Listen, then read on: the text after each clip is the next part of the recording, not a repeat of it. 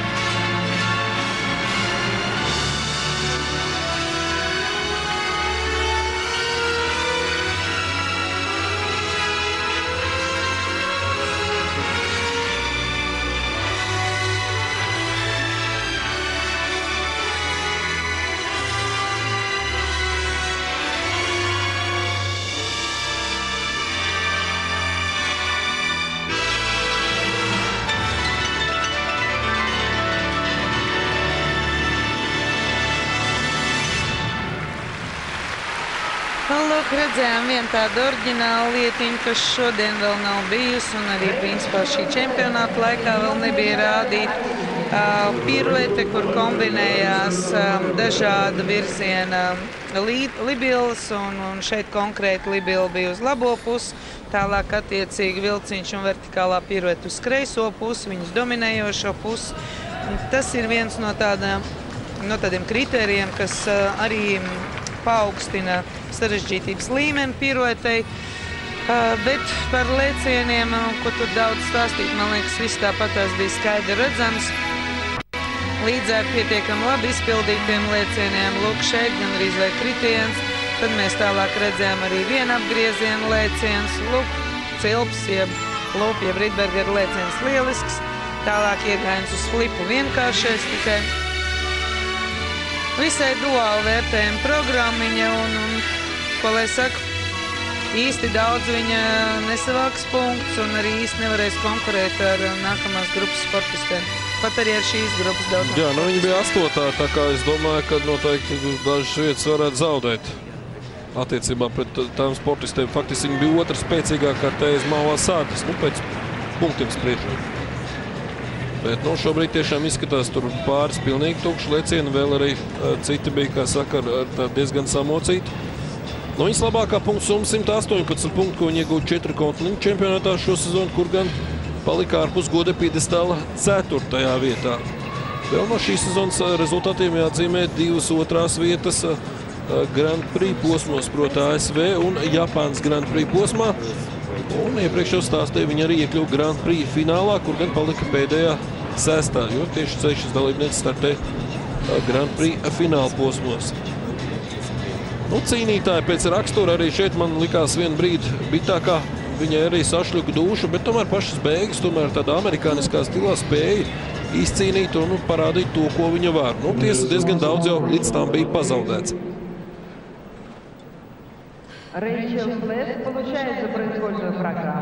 Redzēsim, domājams, ka būs maz bišķiņ varbūt virs 100 punktiem. Cerība mirst pēdējā. 97 balvu. Nē, zem. Viņa saņem nedaudz par nieku tiesu vairāk nekā francūzieti, kas startē pirms tam, un tātad zaudēs vairākas pozīcijas. 6. vieta, lūk, viņai bija jābūt 2. vietai, tātad 4 vietas viņa zaudē šajā programmā. Vēl, protams, jāstartē pēdējais grupas dalībnieces, bet maz ticams, ka kāda nostartēs sliktāk. Tātad 6. vieta, tas nozīmē faktiski 12. ņemot vairāk, ka 6 vēl startēs. Iepriekš viņai bija 5., 9., 12. vieta, tad zināms regress. Tāds vērot kopumā čempionāta rezultāts. Un lūk, šobrīd situācija Mao Asada un Kanaki Murakami ir līderis, Kira Korpi 3. vietā. Nedaudz negaidīt un Linegeneši līdz joprojām viņam 4. vietu, tā kā viņi faktiski būs ieslēgus vismaz labāko 10. Tā kā to mēs visu redzēsim. Un pavisam drīz jau tūlīt sāk iesildīties spēcīgākās grupas dalībnieces, tā kā mums reklāmas pauze un tad sakojam cīņai par medaļām.